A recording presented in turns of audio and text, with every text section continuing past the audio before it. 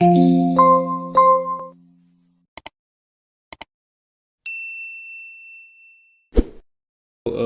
we get into this video, make sure to watch the first one because we are gonna build on the concepts that we learned there.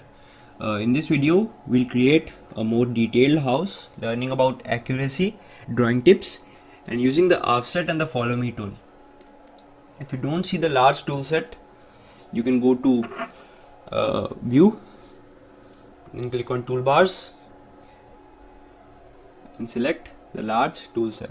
It is already selected in mine. So to start this model, let's draw a basic rectangle. As we learned before, everything in SketchUp is having real dimensions, and we need to control what these dimensions are. And in SketchUp, to enter dimensions, you start an operation and simply type in the desired dimensions. Try this. Undo your rectangle, then start drawing a new rectangle. Click and release once to start the rectangle. Type 10 apostrophe comma 20 in the dimensions box and press enter key. This creates a rectangle 10 feet by 20 feet. Now start a line from this corner and draw in the red direction. Type 2m and press the enter key. This creates a line that is 2 meters long. That is just making it more accurate to work with. Now don't click in the measurements box, just start drawing and then type in the dimensions as needed. Rectangle dimensions are separated by a comma, we have to remember that. Here are some examples of some dimensions that you might enter, that you might work with.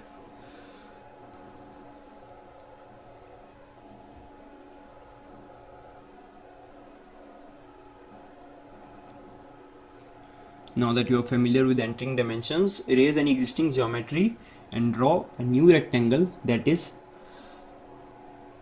12 feet by 30 feet. So now okay,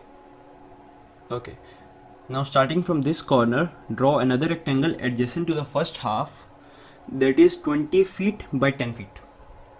Now these are two different surfaces we can combine by using the erase.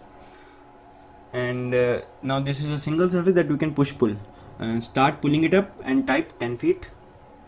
Now to create the roof, we'll use the line tool and draw all the edges we need before pulling the ridge up. Using the line tool, find the midpoint and draw back in the green direction. This will be our first ridge and we need it to connect exactly to the second ridge. To do this, however, but don't click on the midpoint here. Telling SketchUp we are interested in this inference point. Once you see the tooltip telling you it's the midpoint, follow the original green direction and SketchUp will infer to the midpoint, telling you exactly how far to draw the first edge. Now make sure you see both inferences and click to finish the first ridge. Then draw the second ridge to this midpoint. Now that we have both ridges in place, simply draw lines where the roof will fold when we move the ridge lines. Now use the select arrow and click on one of the ridges, then hold the shift key and watch the icon. See, there's a plus minus that indicates you can add to or subtract from your current selection. This allows you to select other entities and deselect them as well while holding the shift. Add the other ridge line to your selection and make sure only these two lines are selected. Now you can use the move tool to pull up the roof. When you're happy with the roof, use the select tool and click away from the model and deselect the ridge. Now let's explore a new tool, the offset tool. So to see how the offset tool works, click on this side and pull inwards or away as you like. All the edges of the surface are offset. So click to finish. You can try this on different surfaces to see the results, or if you wanted to focus on one surface, you can use the select tool to pick a single surface, then the offset tool will only work on that surface. Now time to get back to a house. So undo any previous offsets. Wait, let me undo offset, undo offset. So let's offset the base of the house inwards. Select the bottom surface to focus the offset tool, then offset tool the base inwards by 6 inches. Push this new surface inwards to create a roof overhang. like this. The offset can also help us to add some quick detail to other elements as well. Use the rectangle tool to create a door and a window. Now be sure to start the door from the bottom edge. The window is simple.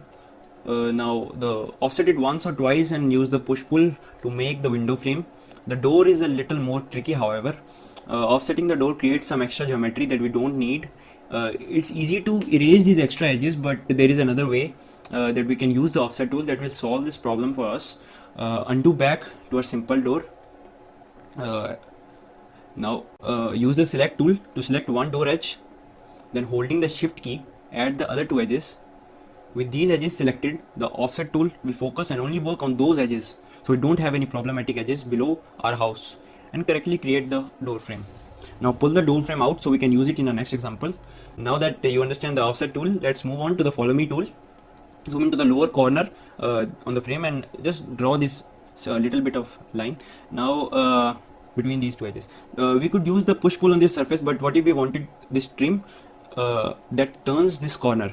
That is what the follow me tool will do. Hit the escape key to cancel the push pull or undo it. Then select the follow me tool and click once on the trim surface. Pull along this lower edge and it looks similar to push pull until you meet the corner, of course, and continue in a different direction. You can pull upwards or around the corner and following any joining edges and click to finish. The key to follow me is having a continuous edge to follow. Let's undo and navigate so we can have a full view of the base of our house. Now use the follow me to start following the trim all the way around the house until it meets up with the other side of the door. Just carefully follow around the edges and click to finish when you reach the inside of the corner of the door. So sometimes it's tricky to end the follow me tool at the right point, but a more sure way to use is to pre-pick the path we want to choose. Now undo the follow me action we just finished, and this time use the select tool to choose the path. Hold the shift key down like before and select all the edges that go around the house, but only the edges, and make sure they are all connected or the tool won't work. With our path selected, choose the follow me tool. It may look like we lost our selection, but don't worry, just click on the trim surface to pull it out around the path. Now if your example is not working, you can try again, of course, and make sure you pick all the edges and have nothing else selected. To finish our houses example, let's turn our attention back to the roof and some drawing aids in SketchUp. Use the line tool and start drawing a line from this edge. Now hover over the roof edge for a few moments, and as you continue to draw, you will see a new influence that is purple in color and parallel to the edge we just hovered over. We can easily find out how far to draw this parallel edge by hovering over the ridge point to focus attention there. Then as we come back to the drawing our original line, SketchUp will tell us where these points meet. Click to finish that edge, then continue drawing and hover over the far roof line to tell SketchUp that we are now interested in that edge. SketchUp will now show us the parallel inference to the edge, and we can follow it down to meet up the lower on edge inference point. So now at this point you can keep practicing on your own, and in the next video in the series we'll create an interior room and fill it with items from the 3D warehouse.